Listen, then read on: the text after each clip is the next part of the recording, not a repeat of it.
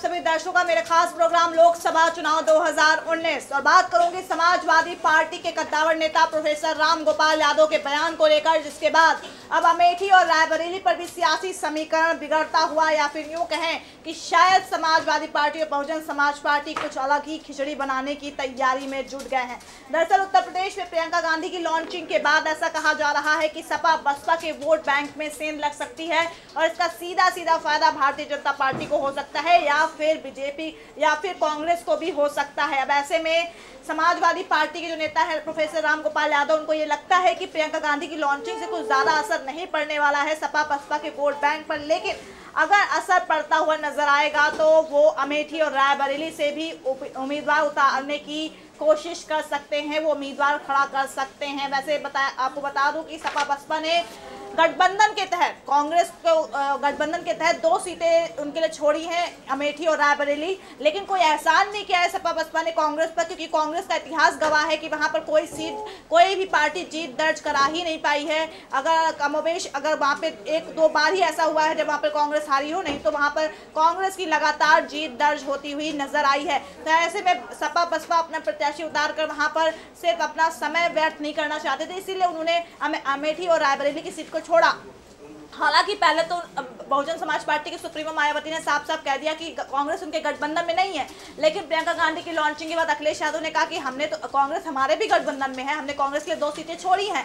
अब ऐसे में राम गोपाल यादव का ये कहना कि अमेठी और रायबरेली सीट से वो अपने प्रत्याशी खड़े कर सकते हैं, तो क्या वाकई अगर सपा बसपा प्रत्याशी खड़े करती है तो अमेठी और रायबरेली लोकसभा सीट पर वो करिश्मा कर सकते हैं, क्या वो चमत्कार कर सकते हैं? क्योंकि जो इतिहास गवाह है और जो सियासी समीकरण है अमेठी और रायबरेली लोकसभा सीट का, वहां पर कांग्रेस को कोई जड़ से हिला तक नहीं सकता है, क्योंकि वहां पे उसकी इतनी मजबूत जड़ें, और यही वजह है कि वहां पर चाहे बीजेपी की स्मृति ईरानी हो, जिन्होंने अमेठी से राहुल गांधी के खिलाफ चुनाव लड़ने के लिए हुंकार भरी थी साल 2014 में, हालांकि उनका प्रदर्शन बुरा नहीं रहा था, लेकिन वहां पर राहुल गांधी हारते बचे थे, ऐसा भी कहा गया था, लेकिन कुल मिलाकर राहुल गांधी ने वो सीट बचा ली थी। अब मैं बात कर रही हूँ स्मृति ईरानी राहुल गांधी को लेकर, तो अमेठी में राहुल गांधी को 4 लाख के अराउंड जो है वोट मिले थे और स्मृति ईरानी को 3 लाख के अराउंड वोट मिले थे। और वहीं कुमार विश्वास जो कि आम आदमी पार्टी के नेता आम आदमी पार्टी की तरफ से उस वक्त खड़े हुए थे, उनकी जमानत तक जब्त हो गई थी, वो अपनी जमानत तक नहीं बचा पाए थे और उन्होंने जोरों शोरों से कहा था नहीं भाई हमें तो 47% वोट मिलेंगे लोकसभा चुनाव में, लेकिन वो तो अपनी जमानत तक नहीं बचा पाए 2014 में। खैर 2019 में अगर यहाँ से सपा बसपा अपना उम्मीदवार खड़ा करती है, वैसे खड़ा करने के चांसेस बहुत कम है, लेकिन जिस तरह से राम गोपाल यादव का बयान सामने आया, तो कहीं ना कहीं हो सकता है कि अमेठी और रायबरेली सीट पर सपा बसपा मिलकर अपना प्रत्याशी खड़ा कर सकते हैं, लेकिन बहुत मुश्किलात हो सकती है, क्योंकि जिस तरह से वहाँ पर आंकड़े बयान हो रहे हैं उसमें कांग्रेस की जमीन बहुत मजबूत है, जमीन से उसको उखाड़ फेंकना बहुत मुश्किल है, चाहे वो कितने भी कद्दावर नेता लेकर आ जाएं, वो राहुल गांधी और सोनिया गांधी के सामने हार ही जाएंगे। और ऐसे में सबसे पहले मैं आपको अमेठी लोकसभा सीट का सियासी समीकरण बताऊंगी, और क्यों कह रही हूं मैं कि अमेठी और रायबरेली लोकसभा सीट से कांग्रेस को जड़ से उखाड़ पाना नामुमकिन है, या फिर वहां से किसी भी पार्टी की जीत दर्ज करवाना नामुमकिन है। 16 बार लोकसभा चुनाव हुए हैं और 2 उपचुनाव भी इसमें शामिल हैं, जिसमें लगातार कांग्रेस ने जीत दर्ज की है, और 1977 में भारतीय लोक दल और 1998 में बीजेपी ने जीत दर्ज की थी, लेकिन इसके बाद अमेठी लोकसभा सीट से कांग्रेस लगातार अपना प्रत्याशी जिताती आ रही है। अमेठी लोकसभा निर्वाचन क्षेत्र के तहत 4 तहसील और 5 विधानसभा सीटें आती हैं, और ये 5 विधानसभा क्षेत्र हैं सलोन, जगदीशपुर, गौरीगंज, अमेठी। और इसके अलावा राजीव गांधी जो कि देश के पूर्व प्रधानमंत्री रह चुके थे, राजीव गांधी 4 बार लगातार इस सीट से सांसद बने और 10 सालों तक वो सांसद रहे हैं। 4 बार लगातार उन्होंने जीत दर्ज की और 10 सालों तक वो लगातार सांसद रहे।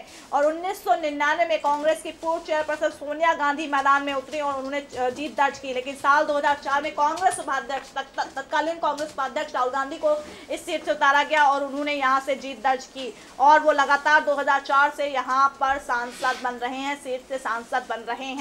और ऐसे में आप खुद सोचिए, और जिस तरह से 2009 में राहुल गांधी 3.5 लाख वोटों से जीते थे और एसपी अपना एक भी प्रत्याशी सीट पर नहीं खड़ा करती है, तो वहीं बसपा भी खड़ा करने से बचती है। तो सोचिए, अब एसपी बीएसपी का ये इतिहास रहा है और रामगोपाल यादव ये कह रहे हैं कि वो अमेठी और रायबरेली लोकसभा सीट से अपने प्रत्याशी खड़े करेंगे। अगर वो जाकर आकलन भी करेंगे तो उनका हारना वहां पर हारना उनका बिल्कुल तय है, और कांग्रेस का हारना नामुमकिन है। ये बात उन्हें अच्छे से पता है, लेकिन फिर भी पता नहीं क्यों शिकस्त लेने के लिए बिल्कुल तैयार है। शायद उन्हें ये लग रहा है कि इस बार उनको बहुजन समाज पार्टी का साथ मिल गया, इसलिए वो रायबरेली और अमेठी लोकसभा सीट पर कमाल कर सकते हैं। लेकिन जो आंकड़े बयां हो रहे हैं वो आंकड़े कहीं ना कहीं सपा बसपा के गठबंधन को इन दोनों सीटों पर फेल कर सकते हैं। हालांकि चमत्कार भी होते हैं, हम ये नहीं कहते कि चमत्कार नहीं होते हैं, लेकिन बहुत मुश्किल है कि अमेठी और रायबरेली सीट से कोई कांग्रेस को हिला पाए। खैर, अब बात करते हैं हम रायबरेली सीट को लेकर कि रायबरेली में आखिर क्या आंकड़ा रहा है, और रायबरेली की सीट पर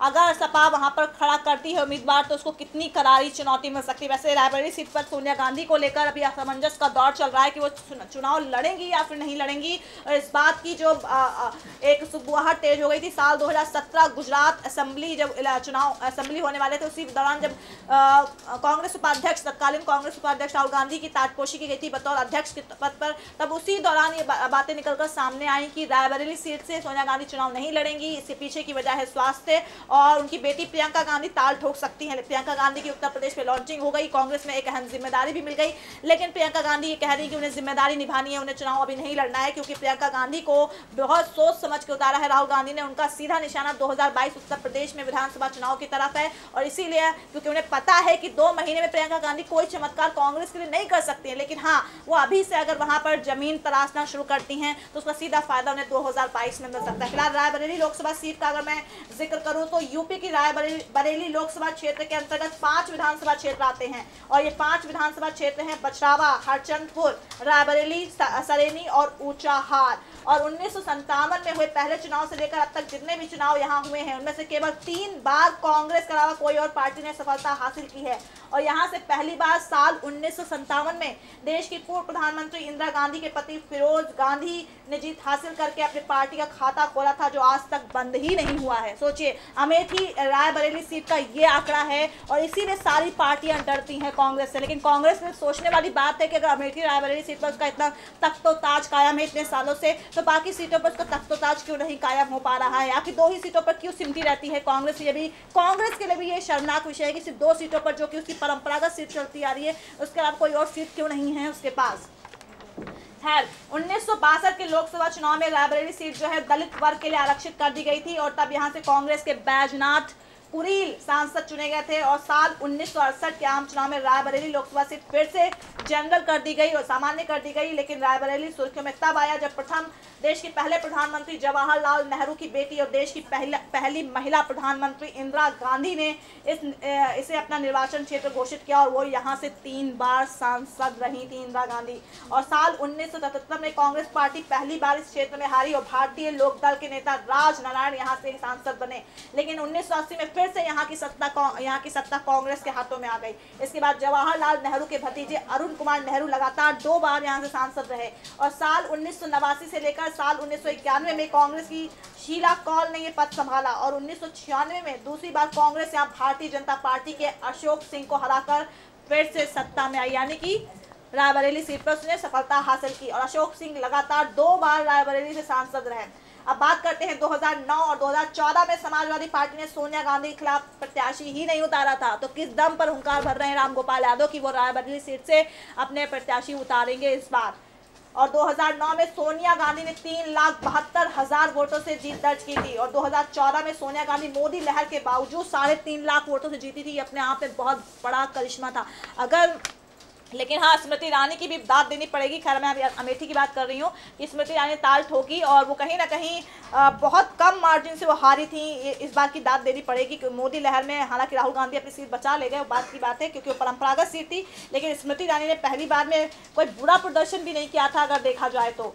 और ऐसे में जिस तरह से अगर मैं रायबरेली सीट का जिक्र कर रही हूँ, तो अभी तक रायबरेली सीट पर 16 लोकसभा चुनाव और 3 उपचुनाव में कांग्रेस ने 16 बार जीत दर्ज की है। ये रायबरेली का आंकड़ा है। और 1977 में भारतीय लोक दल और 1996 और 1998 में भारतीय जनता पार्टी ने इस सीट पर सफलता हासिल की थी। और बीएसपी सीट पर अभी तक कोई खाता ही नहीं खोल सकी। सपा उम्मीदवार उतारती नहीं है, बीएसपी खाता खोल नहीं सकी है। तो किस सोच के तहत रामगोपाल यादव ये बात कह रहे हैं कि वो इस बार सोच सकते हैं कि इन दोनों सीटों पर प्रत्याशी उतारे, जबकि अगर अखिलेश यादव मायावती ने बहुत सोच समझ के रणनीति बनाई होगी तभी तो उन्होंने अमेठी और रायबरेली को छोड़कर सभी जगह अपने प्रत्याशी उतारवा दिए। लेकिन इन 2 सीटों को क्यों छोड़ दिया? वो कहते हैं गठबंधन में है कांग्रेस। गठबंधन में कांग्रेस नहीं, उन्हें पता है कि अगर वो प्रत्याशी उतारेंगे भी तो वहां से जीतना नामुमकिन है एसपी बीएसपी दोनों ही उम्मीदवारों का।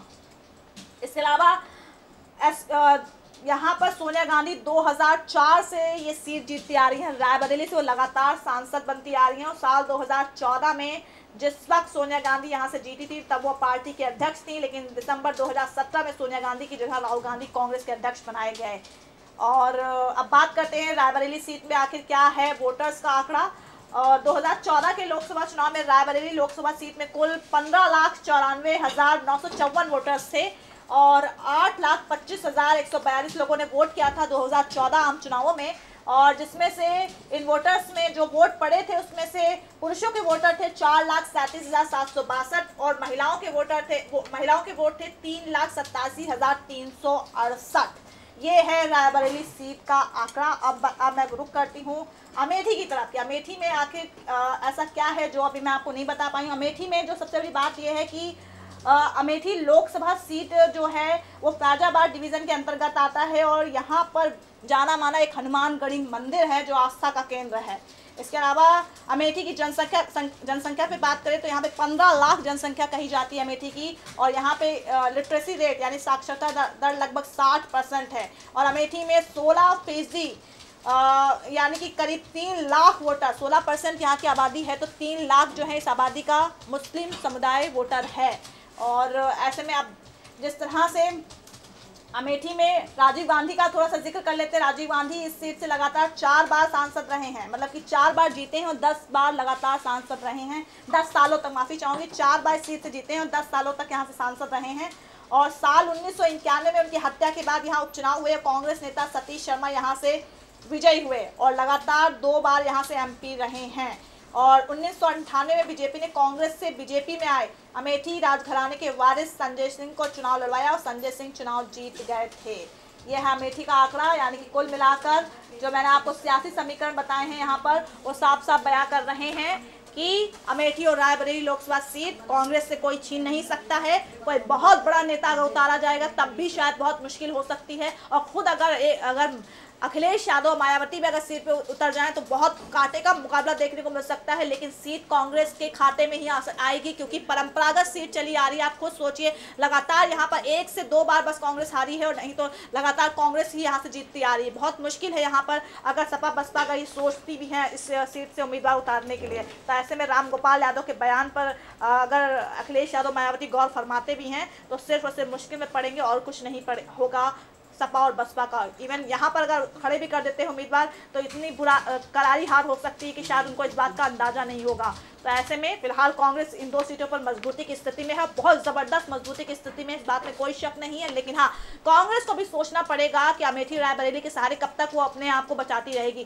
क्या उत्तर प्रदेश में बाकी सीटों पर उसको नहीं अपना राज करना चाहिए? उत्तर प्रदेश में 80 लोकसभा सीटें हैं तो सिर्फ 2 सीटों पर क्यों सिमट जाती है कांग्रेस? ये सोचने वाली बात है। वो परंपरागत सीट है। अगर दमखम अगर सोनिया गांधी और अगर राहुल गांधी में है तो वो अपनी सीट छोड़कर वो रायबरेली और अमेठी से किसी और उम्मीदवार को टिकट दें और वो कोई और सीट का चुनाव करें। लेकिन हो सकता है कि जनता का एक अटैचमेंट हो रहा है राहुल गांधी और सोनिया गांधी से, तो ऐसे में हो सकता है अगर वो वहाँ से किसी और उम्मीदवार को टिकट दे तो वो कांग्रेस का बेड़ा गर्क कर दे। फिलहाल बहुत मजबूत समीकरण है रायबरेली और अमेठी लोकसभा सीट पर। अब ऐसे में देखना होगा कि इस बार क्या सियासी समीकरण सामने आते हैं। बीते कई सालों से हुए लोकसभा चुनाव के मध्य उनकी अपेक्षा इस साल क्या सियासी समीकरण बनते हैं और क्या बिगड़ते हैं। नमस्कार।